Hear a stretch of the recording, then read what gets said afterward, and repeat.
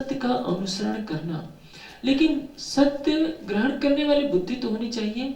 वो बुद्धि प्राप्त होती है साधना से, ध्यान से। ऋतंभरा तत्व प्रज्ञा, ध्यान के अभ्यास से ऋतंभरा प्रज्ञा प्राप्त होती है। पुस्तकों के पढ़ने मात्र से केवल जो बुद्धि केवल सोच सकती है, कोई निश्चित नहीं है कि उसकी विवेचना निष्पक्ष हो या सत्य को ग्रहण करने वाली है। यही हुआ जब से ध्यान की प्रक्रिया हट गई, कोरे वाचिक ज्ञानी पैदा होने लगे। यानी उन्होंने ध्यान साधना की नहीं, बुद्धि का मल हटा नहीं, उन्होंने कुछ ग्रंथों को रट लिया, अपनी तरह सोच बना ली, नए नए मत पंथ निकल गए। इसलिए द्वैत, अद्वैत, विशिष्ट अद्वैत और न जाने कितने सिद्धांतों की रचना हो गई। जो प्राचीन ऋषि थे वो समाधि अवस्था में सत्य को देखते थे और उसके अनुसार दर्शन की व्याख्या करते थे, सत्य को प्राप्त करते थे। विद्वान में और मनीषी में ये अंतर होता है। विद्वान केवल शब्दों को पढ़ा होता है और मनीषी ऋषि उस सत्य का दृष्टा होता है। कबीर जी ने इसी को कहा है, पाणे मेरा तेरा कहा एक क्यों हुई। मैं कहूँ आंखन देखूं देखी, तू कहे पोथी देखी। तू तो केवल पोथी पढ़ करके बोल रहा है और मैं उस सत्य को बोल रहा हूं जिसको मैंने अंतः चक्षुओं से देखा है। एक ऋषि के दो पुत्र थे, उन्होंने ब्रह्म ज्ञान के लिए दोनों को भेज दिया कि जाओ तुम परमात्मा की खोज करके आओ। एक योगी के पास गया, ध्यान में डूब गया, और एक विद्वान के पास गया, दिन रात पढ़ना शुरू कर दिया, वेद वेदांग में निष्णात होकर के आया। दोनों आते हैं। जब उस ऋषि ने पूछा तो एक व्यक्ति जो विद्वान के पास गया था उसने धारा प्रवाह संस्कृत में मंत्रों की सूत्रों की छड़ी लगा दी। ऋषि चुपचाप सुनते रहे। दूसरे से जब बोला तो मौन हो गया। कहा कि पिताश्री, मैंने जिस सत्य का दर्शन किया है उसको वाणी से नहीं कहा जा सकता है, मैं ध्यान में केवल अनुभव कर सकता हूँ। ऋषि मुस्कुराए कि सच्चे सत्य को तुमने ही पाया है। इसलिए कलयुग में क्या हो गया, शब्दों के जोड़ तोड़ में झगड़ा होता है।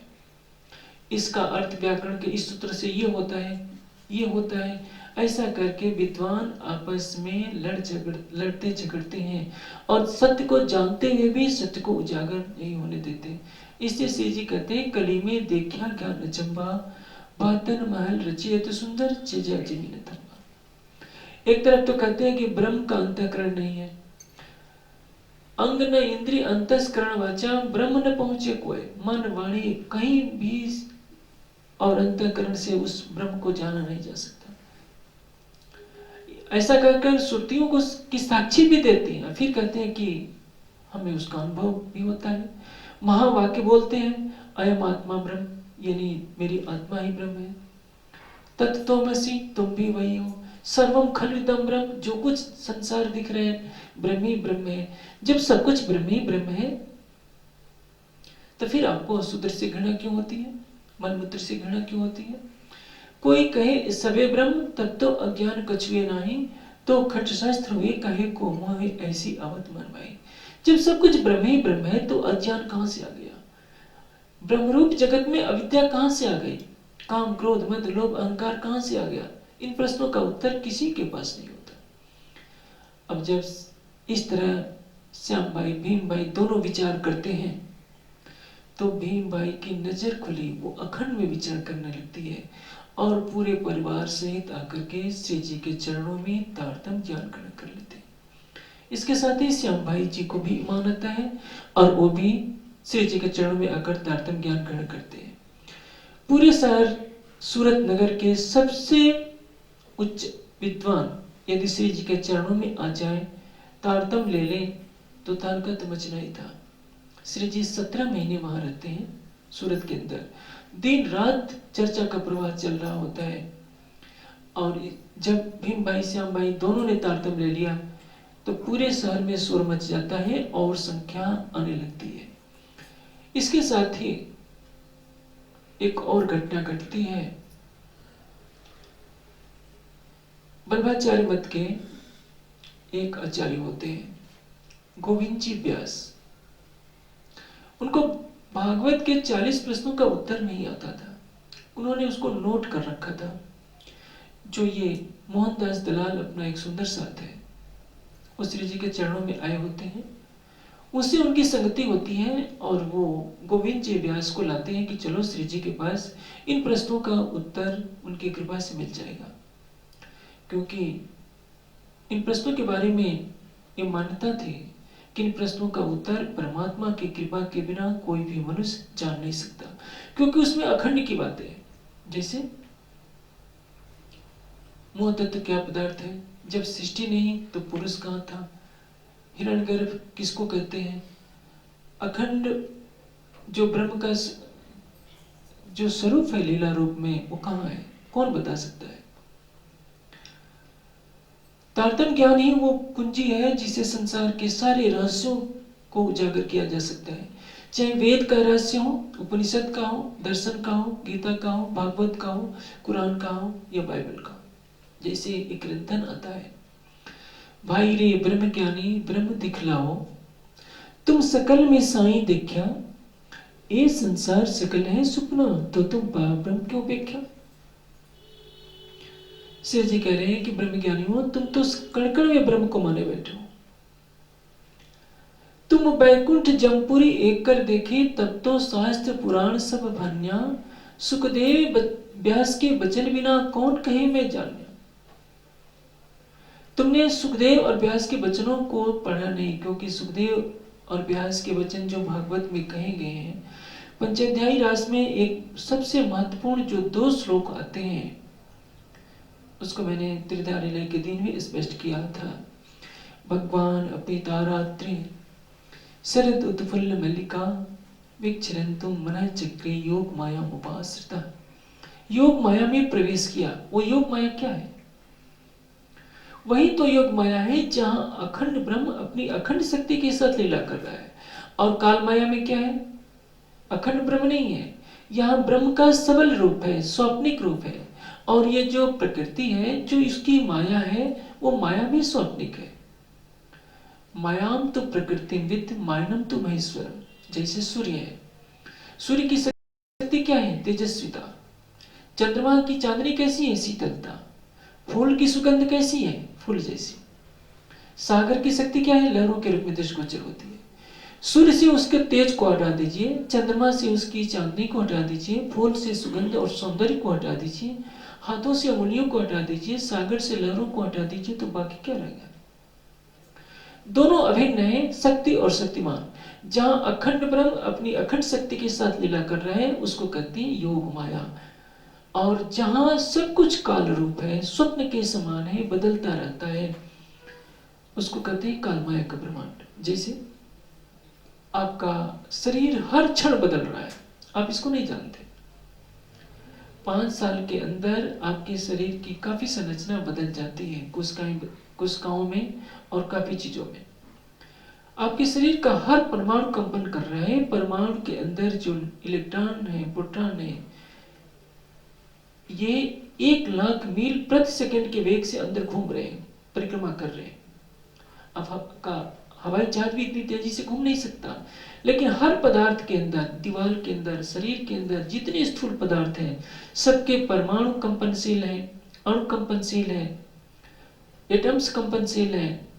और जितने पदार्थ हैं, क्वार्क्स हैं, पॉजिट्रॉन है, जो कुछ है, इलेक्ट्रॉन, प्रोटॉन, न्यूट्रॉन, सब गतिशील है। और उनकी गतिशीलता ही सृष्टि को चला रही है। जिस क्षण गति बंद हो जाएगी, सृष्टि कल्ले हो जाएगा। और इसके कारण हर पदार्थ बदल रहा है। आज बिल्डिंग बनाते हैं, 2 साल तक लगती है कि नहीं है, उसके बाद पुरानी होनी शुरू होती है। आज हम नया नया कपड़ा पहनेंगे, सोने की अंगूठी पहनेंगे, सबको दिखाएंगे कि कितनी सुंदर अंगूठी है। कुछ सालों के बाद उसमें भी परिवर्तन होना शुरू हो जाता है। हम छोटी अवस्था में, किशोर अवस्था में कैसा हमारा रूप रंग होता है, 40-50 सालों के बाद कैसा बदल जाता है, 80 साल की अवस्था में कैसा बदल जाता है। परिवर्तन तो पल पल होता रहता है, लेकिन हम स्थूल आंखों से उस परिवर्तन को जांच नहीं कर पाते। परमात्मा कैसा है? अपरिवर्तनीय, परिवर्तन से रहित है। उसके स्वरूप में जीर्णता नहीं आती, अखंड है, एक रस है। और जहां ब्रह्म है, वहां माया का स्वरूप कभी नहीं आ सकता। सुख व्यास ने क्या कहा है? सुख व्यास ने कहा है कि उस अखंड योग माया में महाराज की लीला की थी, जहां अखंड पूर्णिमा का चंद्रमा उगा हुआ था। सुख मुनि बानी बोल्या वेदांत सो इनो क्यों समझी जाए, होसी प्रकाश प्रकट निज बुद्ध का सो श्री महामत देसी बताए। सुखदेव ने वेदांत की वाणी बोली है, और वेदांत जो कहता है कि ब्रह्म माया से परे है। वेद कहते हैं आदित्य वर्ण तमसा परस्तात्, तमस से परे है। आखिर तमस से परे वो कहाँ है? जहां सूर्य का प्रकाश नहीं, चंद्रमा का प्रकाश नहीं, अखंड ब्रह्म ही प्रकाशमान हो रहा है। तत् सुब्रह्म ज्योतिषाम ज्योति यत आत्मविदो विदुः, वो ज्योतियों का ज्योति है जिसको आत्मज्ञानी जानते हैं। भागवत के कोई रहस्य तो तारतम्य ज्ञान के प्रकाश के बिना कोई जान ही नहीं सकता। गीता में क्षर अक्षर अक्षरातीत क्या है, कौन बताएगा? चारों वेदों के रहस्यों को कौन बता सकता है बिना तारतम्य ज्ञान के? वेद के एक मंत्र में कहा गया है, 5 में परब्रह्म है, परब्रह्म में 5 है। जिसके पास तारतम्य ज्ञान का प्रकाश न हो, वो क्या करेगा? सोचेगा कि 5 तत्वों में परमात्मा है और परमात्मा में 5 तत्व है। सूरज में अंधेरा कहां से होगा? लेकिन दुनिया कहती है सूरज में अंधेरा है और अंधेरे के कण में सूरज व्यापक है। यही है कली में देखा ज्ञान अचंबा। श्री जी कहते हैं, भाई रे ब्रह्म ज्ञानी ब्रह्म दिखलाओ, तुम सकल में साई देखा। बैकुंठ में तो सुख ही सुख है और यमपुरी में दुख ही दुख है। तुम बैकुंठ जमपुरी एक कर देखी, तब तो शास्त्र पुराण सब भन्या। यदि यमपुरी के कण में भी ब्रह्म है, तो तुम यमपुरी में जाने की इच्छा क्यों नहीं करते? क्यों बैकुंठ की इच्छा करते हो? क्यों मुक्ति की इच्छा करते हो? कोई इत्र को तो अपने शरीर पर लगाता है, क्या मलमूत्र को भी अपने शरीर पर लगाता है? कहेंगे कि दुर्गंध आती है, तो क्या वो ब्रह्मरूपता उसमें नहीं नजर आती? शंकराचार्य जी से यही भूल होती है। शंकराचार्य जी उपदेश तो दे रहे थे, वाराणसी की गलियों में, काशी में घूम घूम करके, अर्ध श्लोकेन प्रवक्ष्यामि यदुक्तम ग्रंथ कोटवी, ब्रह्म सत्यम जगत मिथ्या जीव ब्रह्म न एव अपरा। ब्रह्म ही सत्य है, जगत तो मिथ्या है, जीव और ब्रह्म दो ही नहीं है। सामने से एक चंडाल अपने कुछ कुत्तों के साथ आता है और इधर से गंगा स्नान करके शंकराचार्य जी अपने शिष्यों के साथ जा रहे थे। सामने चंडाल को खड़ा देखकर शंकराचार्य कहते हैं, चंडाल हट, मुझे जाना है। चंडाल मुस्कुराने लगता है, कहता है कि आचार्य कौन हटे? ब्रह्म के सामने से ब्रह्म हटे या चंडाल हटे? शंकराचार्य चुप। चंडाल पुनः पूछता है कि सूर्य का प्रतिबिंब गंदे नाले में भी के जल में भी पड़ता है और सूर्य का प्रतिबिंब गंगा जल में भी पड़ता है, तो क्या सूर्य दोषी हो जाता है? उसका आशय क्या था कि मेरी चेतना के अंदर नारायण का प्रतिबिंब पड़ा है, लेकिन मेरी चेतना ने चंडाल का निम्न वर्ण वाला शरीर जो काला कलुटा है वो धारण किया है। आपके अंदर जो नारायण की चेतना, सबल ब्रह्म की, ईश्वर की चेतना है का प्रतिभास है, उसने ब्राह्मण का तन धारण किया है जो खूबसूरत है, लेकिन अंदर की चेतना तो वैसे ही है। शरीर चंडाल का हो सकता है, शरीर ब्राह्मण का हो सकता है। मुझे निषिद्ध कर्म करने पड़ रहे हैं कर्मों के फलस्वरूप, और आपका जन्म उच्च कुल के ब्राह्मण में हुआ है, आप विद्या से संपन्न हैं, तो आप कहते हैं कि मेरे सामने से हट। क्या मेरी अंदर की चेतना इतनी पवित्र है आचार्य, जब आप ये कहते हैं कि ब्रह्म के सिवा कुछ है ही नहीं, जब सब कुछ आपको ब्रह्म रूप दिखता है, तो मैं आपको चंडाल कैसे दिखने लगा हूं? शंकराचार्य के पास कोई जवाब नहीं था। शंकराचार्य को क्षमा मांगनी पड़ी कि चंडाल भाई, मेरे से भूल हो गई, तो मुझे क्षमा करो। आज यही प्रश्न सबके सामने खड़ा है। चारों पुरियों के शंकराचार्य इसलिए है कि इन्होंने धर्म का प्रचार करना चाहिए था, लेकिन ये नहीं करते। कुछ समय पहले पुरी के शंकराचार्य थे निरंजन देव तीर्थ, उन्होंने रूढ़िवादिता की हद कर दी। उन्होंने सरेआम घोषित किया कि ब्राह्मण के सिवा किसी को भी संस्कृत पढ़ने का अधिकार नहीं है। शूद्र और स्त्री को तो वर्जित किया ही, क्षत्रिय और वैश्य को भी वर्जित कर दिया। पूछा जाए, यदि उनकी बात मानी जाए तो राम और कृष्ण तो अनपढ़ ही रह जाते। सारे राजा महाराजा अनपढ़ ही रह जाते। और जब स्त्री पढ़ ही नहीं सकती, फिर उनकी माता भी तो संस्कृत नहीं पढ़ सकती। जो संस्कृत पढ़ नहीं सकता, वेद शास्त्र पढ़ नहीं सकता, तो माता जब शूद्र है तो पुत्र ब्राह्मण कैसे बन सकता है? लेकिन इतना विवेक कहां से आए? कूप मंडुकता ने इस देश को ग्रसित कर रखा है। सारी समस्याओं की जड़ में अशिक्षा है, धर्मांधता है और कर्मकांडों का थोपना है। जब तक शुद्ध हृदय में ज्ञान का प्रकाश नहीं हो, अंतर के विवेक से देखा न जाए, तब तक धर्म के नाम पर चलने वाली मान्यताएं लगभग 75% वेदों से उल्टी होती है। आज हिंदू समाज नवग्रहों की पूजा कर रहा है, पेड़ों और पत्थरों की पूजा कर रहा है, नदियों और पहाड़ों के बीच में भटक रहा है। दीपावली के बाद चले जाइए, दीपावली के आसपास चित्रकूट में भगवान राम जहाँ जिस पहाड़ पर रहा करते थे, आज उसकी पहाड़ की परिक्रमा करने के लिए लगभग 1 लाख लोग आज से 15 साल पहुंचते थे। आज कितनी संख्या पहुंचती है मुझे नहीं मालूम। कितना अंधविश्वास है। आखिर भगवान राम उस पर्वत पर रह गए, पर्वत की परिक्रमा कर रहे हैं। जो भगवान राम ने जो आदर्श बताए, उन आदर्शों पर चलने का प्रयास नहीं किया जा रहा है। और उस चित्रकूट में जाइए तो आप किसी के पास जाएंगे तो पहले पूछेगा तुम्हारी जाति क्या है। यदि आप धनवान नहीं है, सामान्य वेशभूषा में जाएं, तो पहले आपको किसी भी आश्रम में जाति पूछी जा सकती है। आज क्या हो रहा है मुझे नहीं मालूम, लेकिन 20 साल पहले ऐसी ही भावना थी। कहने का से क्या है, जहां केवल जड़ पूजा है, ज्ञान नहीं, भक्ति नहीं, विवेक नहीं, वहां केवल अंधकार छाया रहता है। और इसलिए श्री जी ने तारतम्य ज्ञान के प्रकाश में सारे संसार को ऐसा अलौकिक ज्ञान दिया है जिसके द्वारा संसार के सारे ग्रंथों के रहस्य खुल सकते हैं। अब जो मोहनदास दलाल गोविंद जी व्यास को लाते हैं, श्री जी 3 से समझाइया।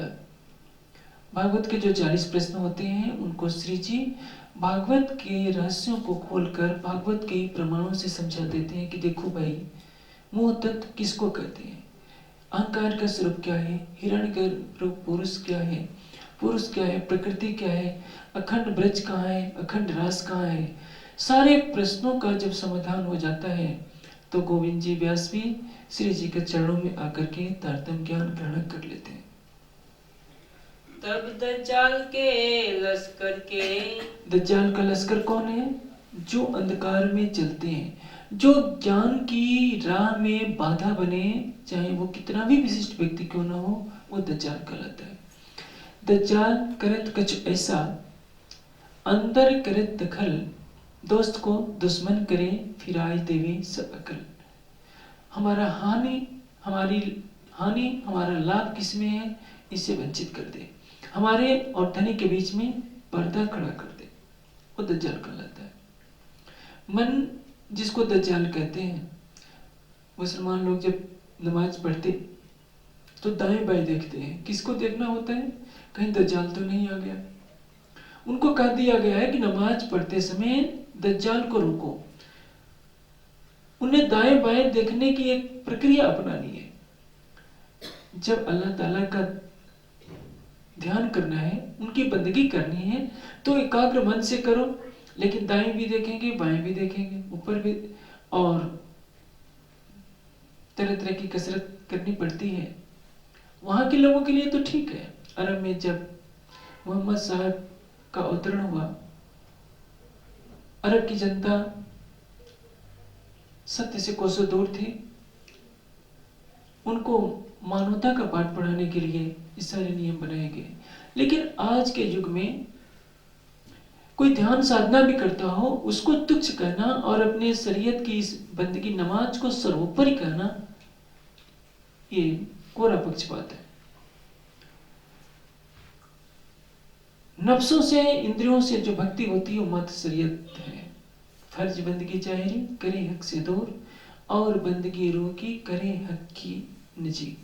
नमाज तो 6 तरह की होती है। कहीं नमाज 6 वेद की, 2 शरीयत, 1 तरीकत, 2 हकीकत और 2 बका मारिफत।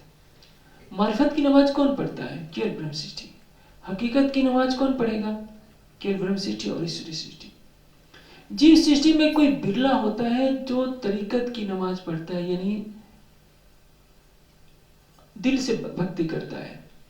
शरीयत की नमाज में तो उठना बैठना है, दाएं बाएं देखना है, और जो तरीकत की नमाज है उसमें कोई भी बंदगी नहीं। सूफी फकीर पूरी पूरी रात जागते हैं, रात्रि के 9 बजे से लेकर प्रातः काल के 2 बजे 4 बजे तक ध्यान करते हैं और दिन में सो लेते हैं। नमाज पढ़ने वाले लोग जो शरीयत वाले हैं, लाउड स्पीकर पर शोर मचाएंगे कि हम नमाज पढ़ रहे हैं, अल्लाह ताला के हम ही सच्चे बंदे हैं। ये दुनिया को दिखाने वाली बंदगी है, जिसको कहते हैं फर्ज बंदगी, जाहिरी, सबको पता चल जाती है। सूफी फकीर न रोजा रखते हैं न नमाज पढ़ते हैं, और जो सच्चा सूफी फकीर होगा वो कभी हज में भी ज्यादा रुचि नहीं रखेगा, क्योंकि उसका अल्लाह ताला उसके दिल में बसता है। कलूबे मोमिनीन अरसे मनस्त। और जो शरीयत वाले हैं उनके लिए कलमा, रोजा, नमाज, हज और ज़कात, यही सब कुछ हो जाता है। जाहिरी जो बंदगी करने वाले हैं वो अपनी आय का 40वां भाग देते हैं, यानी 39 भाग अपने पास रखते हैं। हकीकत की राह मानने वाले, जो तरीकत की राह मानने वाले क्या कहते हैं कि 39 भाग हमने दे दिया, 1/40 भाग अपने पास रहते हैं। और हकीकत वालों ने हक लज्जत ऐ मोमिनो जिन दूनी करी मुर्दार, उनके लिए अपना कुछ होता ही नहीं है, जो कुछ होता है अल्लाह ताला का होता है। लेकिन शरीयत वाले अपने से आगे किसी को नहीं मानते, ये उनकी मानसिकता होती है। कर्मकांडी व्यक्ति कर्मकांड के बंधनों से अलग नहीं हो पाता। वो सोचता है कि मेरे जैसा राज्य से प्रेम करने वाला कोई नहीं, और यही चीज उसको कभी भी सत्य की प्राप्ति करने नहीं देती। अब ये दज्जाल के लश्कर के लोग कौन है? बल्भाचारी मत के लोग। जैसे कि मैंने उस दिन भी कहा था, अभी अपने कीर्तन भी सुना कि गरम माहे क्यों न गलिया। ये बल्भाचारी मत के लोग एक तरफ जहां राधा कृष्ण की भक्ति करते हैं, दूसरे तरफ उनका प्रसाद नहीं खाते कि हम तो ब्राह्मण हैं, एक यादव का जूठा हुआ क्यों खाए। यदि तुम परमात्मा के साथ भी जाति पाति के बंधन मानते हो तो कैसी तुम्हारी भक्ति। जिस ब्रह्मा जी ने कोट जतन ब्रह्माकर था कि सो जूठन नहीं पाए, आप ब्रह्मा से तो बड़े नहीं हो, लेकिन ब्रह्मा जी जिस प्रसाद के लिए तरसते हैं उस प्रसाद को आप भरे चौराहे पर बेचते हो। आज भी जाकर देखिए वृंदावन में या जहां भी बल्भाचार्य मत के गढ़ हैं, वहां केवल कट्टरवादिता, अपने को सबसे बड़ा समझना, वही छूत छात का प्रपंच। और इसलिए श्री जी ने जब उनको गोविंद जी व्यास को तारतम्य ज्ञान का प्रकाश दिया, बल्भाचारी मत के लोग लड़ने के लिए तैयार हो गए, बहुत उपद्रव होने लगा। कोई भली बुरी कहने लगे, कोई श्री जी को बहुत बुरा कहता है, कोई आवे लड़ने, और कोई लड़ने भी आ जाता है। याद रखिए, यदि आप सत्य का प्रकाश करेंगे तो आप ये आशा मत कीजिए कि दुनिया आपको अच्छी करेगी। जब दयानंद जी का शास्त्रार्थ हो रहा था वाराणसी में, एक तरफ अकेले ऋषि दयानंद कमर में लवोटी भरे और दूसरी तरफ काशी के 15,000 पंडितों के साथ, 15,000 की संख्या, काशी नरेश उन्हीं के साथ। सारे पंडित जब हारते गए तो जनता को उकसा दिया गया कि इनके ऊपर जूते चप्पल फेंको, और जनता ने जूते चप्पल फेंकना शुरू कर दिया, क्योंकि जब ज्ञान नहीं तो क्या करेंगे, लड़ाई करेंगे। इसलिए जिसके पास ज्ञान नहीं होगा वो क्या करेगा, अपशब्द बोलेगा, झगड़ा करने को तैयार होगा। कमजोरी, जो कमजोर व्यक्ति होता है वो क्या करता है, अपनी कमजोरी दर्शाता है कटु शब्दों के द्वारा। और इसलिए श्री जी से लड़ने के लिए लोग आते हैं कि कहाँ से नया ज्ञान ला दिया कि अखंड ब्रज अलग है, अखंड रास अलग है, नई नई फिलॉसफी गढ़ लेते हैं, और तरह तरह की बातें करने के लिए वो लोग आकर श्री जी से लड़ते हैं। इनकी निंदा जो करे, और कुछ अच्छे लोग भी होते हैं, कहते हैं कि ये तो अलौकिक महापुरुष हैं, जो इनकी निंदा करेगा वो उसका नाश हो जाएगा। संसार में हर तरह के लोग मिलेंगे, आप कहीं जाएंगे, किसी भी समाज में सभी लोग अच्छे नहीं होते और सभी लोग बुरे नहीं होते। इसलिए किसी स्थान को, किसी समाज को बिल्कुल बुरा नहीं कहा जा सकता और पूर्णतया शुद्ध भी नहीं कहा जा सकता। काबुल में गधे भी होते हैं, ऐसे नहीं कि केवल घोड़े ही होते हैं। हर व्यक्ति में कुछ गुण होते हैं, कुछ अवगुण होते हैं। हाँ, समय का प्रभाव होता है। हमारा उद्देश्य होता है, कबीर जी ने बहुत अच्छी बात कही है, साधु ऐसा चाहिए जैसा शुभ शुभाए, सार सार को गई रहे थोथा दे उड़ाए। शुभ में आजकल तो बहनों को कुछ करना नहीं पड़ता, गांव में आज भी सुख का सहारा लिया जाता है। सुख में बहनें जब अन्न को साफ करती हैं, जो कच्चा अन्न होता है वो नीचे गिर जाता है, जो पका अन्न होता है उसी में रह जाता है। यानी सार सार को गई रहे थोथा दे उड़ाए। हमें अपने विवेक से निर्णय करना चाहिए कि क्या सत्य है, क्या असत्य है, और अंतरात्मा की साक्षी लेकर सत्य को मानना चाहिए और असत्य को छोड़ना चाहिए। बिहारी जी इन समय, इस समय बिहारी जी ने देखा कि ये तो गजब हो गया। सूरत का सबसे बड़ा जो आचार्य था, आचार्यों का वर्ग, भीम भाई, श्याम भाई और बल्लभाचार्य मत के भी आचार्य श्री महाराज के चरणों में चले गए। मेरे पास तो कोई आता नहीं, इसलिए एक काम करना चाहिए कि महाराज से समझौता कर लेना चाहिए।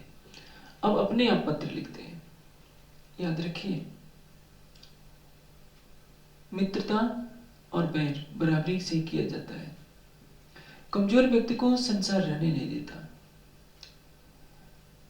जब श्री जी बिहारी जी को गादीपति अक्षरातीत मानकर नतमस्तक होते रहे, बिहारी जी ने जरा भी संबंध रखना उचित नहीं समझा।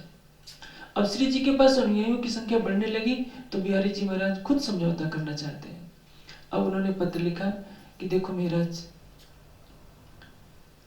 धर्म हमारा उज्जवल बना रहे, इसलिए 3 नियमों का पालन होना आवश्यक है। एक नियम क्या है कि मेरे और तुम्हारे सिवा कोई दूसरा तारतम ना दे, और नीची जाति वालों को तारतम नहीं देना है, और एक विधवा स्त्री को तारतम नहीं देना है। 3 बातों का ये नियम पालन किया जाए तो ये बहुत अच्छा रहेगा। क्योंकि बिहारी जी महाराज को पता चल गया था कि रामजी भाई को मैंने स्वीकार नहीं किया तो इन्होंने अपने पास रख लिया है, रूपा को भी रख लिया है। धारा भाई के बारे में भी उनको पता चल गया था कि धारा भाई को भी महाराज ने अपनी शरण में रखा है। उनको बुरा तो बहुत लग रहा है कि जिस चीज को मैं निकालता हूं उसको ये रख लेते हैं, ये तो बहुत गलत बात है। और जब ये बात कही थी तब श्री जी ने कलश किताब भेज दी थी। सूरत में कलश गुजराती का अवतरण हुआ था और उस कलश गुजराती में लिखा है कि इंद्रावती के मैं अंगे संगे, इंद्रावती मेरा अंग, जो अंग सौंपे इंद्रावती, तय प्रेमी रवाणु रंग, सुख देऊं सुख लेऊं सुखे जगाऊं साथ, इंद्रावती को उपमा मैं दई अपने हाथ। परिणाम क्या हुआ था? जब बिहारी जी ने पढ़ा तो कहा कि ये तो कलश नहीं क्लेश है, मैं इसको नहीं मानता। यानी तुम अपने अपने मन से कविता बना लेते हो और ये सारी बातें कर लेते हो। अब उन्होंने 3 नियम बनाए जो मैंने अभी आपको कहा। एक तो नीची जाति को तारतम नहीं देना है, विधवा को नहीं तारतम देना है। उन्होंने सोचा कि मैं धामधनी, मैं जीते रहूं तो कोई विधवा कैसे हो सकती है। यानी जो विधवा है, जब उसका धामधनी मैं हूं तो फिर विधवा को तारतम लेने की आवश्यकता ही क्या है। क्योंकि आत्मदृष्टि तो खुली नहीं थी, सांसारिक दृष्टि समझ रहे थे कि मेरा शरीर ही अक्षरातीत है। श्री जी ने उसका उत्तर लिखकर भेजा कि बिहारी जी महाराज, एक तो आपने कहा है कि नीची जात को तारतम नहीं देना है, ये बात मैं कभी भी नहीं मान सकता। परमात्मा की सृष्टि में तो सभी बराबर है। और सतगुरु धनेश देवचंद जी ने पहले ही कह दिया था कि परम धाम की आत्माएं चारों वर्णों में उतरी है। उन्होंने जाति पात को नहीं देखा। जो आपने ये भी लिखा है कि विधवा को तारतम नहीं देना, तो खोजी बाई तो विधवा भी थी और यवन मुस्लिम महिला भी थी। उसको परम धाम की आत्मा जानकर, रई बाई की आत्मा थी उसके अंदर, जब उनको तारतम दे सकते हैं तो आप ये नए नए नियम क्यों बनाते हैं कि किसी विधवा को तारतम नहीं देना है या किसी नीच जाति को तारतम नहीं देना है। क्योंकि ये तो बैकुंठ वाले भी मानते हैं कि जो भक्ति की राह पर चलता है उसकी कोई जाति नहीं होती।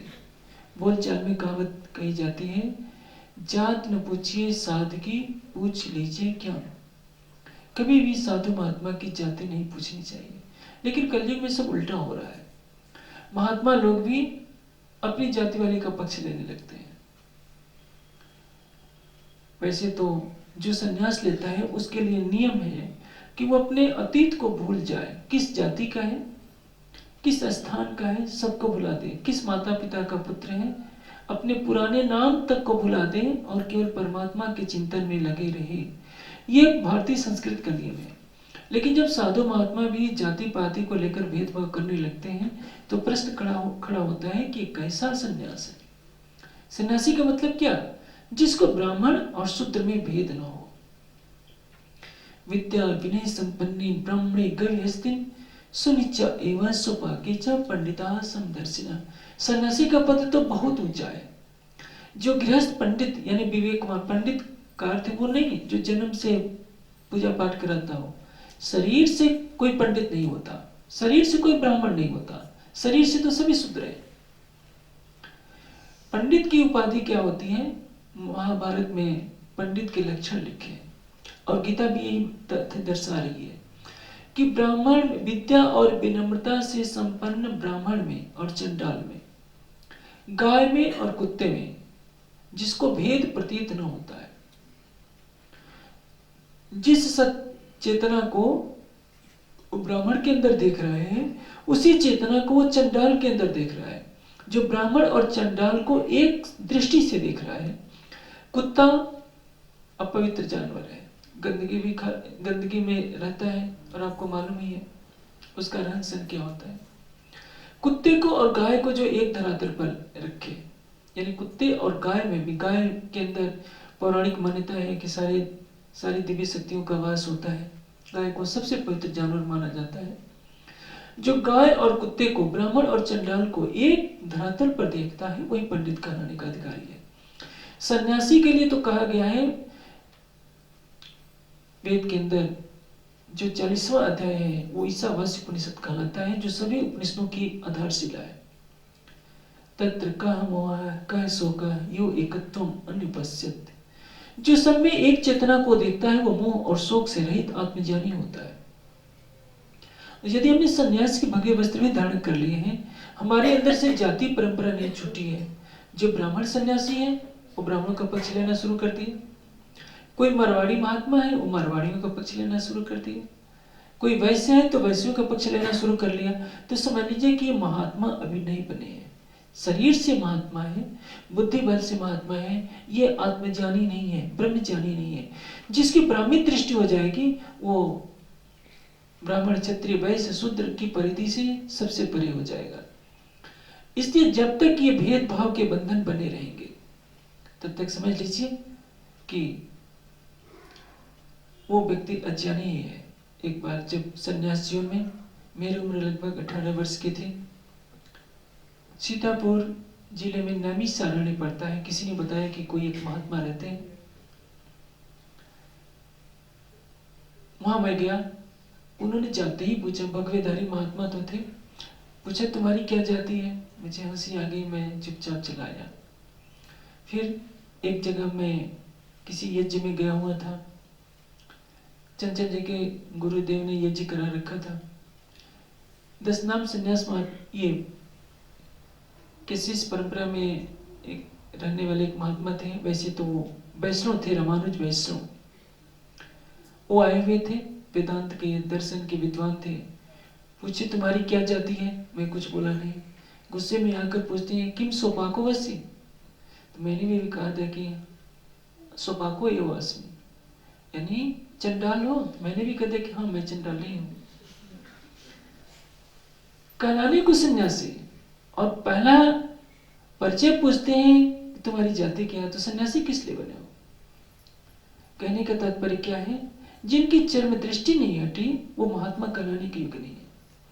श्री जी यही बात कह रहे हैं कि बिहारी जी महाराज, आप ये जो संकुचित दृष्टि से आप क्यों नीच जात और ऊंची जाति का बंधन लिए बैठे हो? विधवा कोई हो गई तो शरीर से तो उसका पति नहीं है, आत्मा का पति तो सबके हृदय मंदिर में निवास करता है। इसलिए आपकी ये बात बिल्कुल झूठी है कि नीची जात को तारतम्य नहीं देना और विधवा को तारतम्य नहीं देना। आत्मा के लिए कोई बंधन नहीं है। जो तीसरी बात आपने लिखी है कि मेरे और तुम्हारे सिवा अन्य कोई भी तारतम्य न दे, ये भी बात मैं नहीं मानूंगा। परम धाम की आत्माएं कहां कहां भटक रही हैं। मैं और आप कब तक जगाते फिरेंगे किसको? शरीर की तो एक सीमा है, शरीर सबका छूटता है, आपका भी शरीर पूरा हो जाएगा। यदि हमारे और आपके सिवा कोई दूसरा तारतम्य ही नहीं देगा तो इसका प्रकाश आगे कहां तक फैलेगा।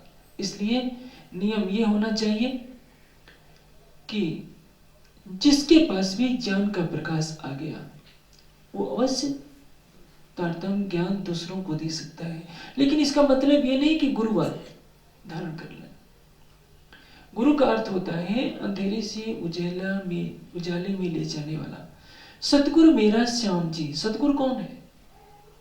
जो अक्षरातीत है, वही सबके सतगुरु है और वही किसी न किसी आत्मा के धाम हृदय में उन्हीं की कृपा विराजमान होकर के सुंदर साथ को परम धाम की राह दिखाती है। लेकिन सबको लक्ष्य कहाँ रखना चाहिए? हमारी आत्मा का प्रीतम है अक्षरातीत। हमारी आत्मा का सतगुरु कौन है? अक्षरातीत। लेकिन आजकल अजीब सी परंपरा हो गई है जो हमने संसारी लोगों को देख करके बना ली है। हमारे समाज में भी कान फूंक कर मैल साफ करने की प्रक्रिया चल गई है। एक ऐसी अंध परंपरा, कान में फूंक मारने से भला ज्ञान का प्रकाश होगा? हृदय में ज्ञान को की ज्योति जलाइए, तब तो हृदय से माया का अंधकार भगेगा। किसी ग्रंथ में नहीं लिखा है कि कान में फूंक मारी जाए और जैसे दुनिया वाले कह देते हैं कि मैं तुम्हारा गुरु और तुम मेरे शिष्य। गुरु और शिष्य में तो पिता पुत्र में संबंध होता था प्राचीन काल में। शिष्य का अर्थ क्या होता है? जो अनुसरण करता है। बोलचाल की भाषा में एक शब्द बहुत हल्का लगता है जिसको कहते हैं चेला शब्द। ये अंधकार का सूचक है। गुरु और शिष्य में जहां पिता पुत्र की तरह आत्मीयता होनी चाहिए, उसकी जगह एक सत्ता के स्वरूप ने ले ली है। इसको कहते हैं गुरुडम। गुरुडम यानी गुरुवाद। गुरुडम अंधकार में ले जाता है और आत्मिक संबंध अखंड परम धाम की राह दिखाता है। सच्चा पथ प्रदर्शक ये वह होता है जो ये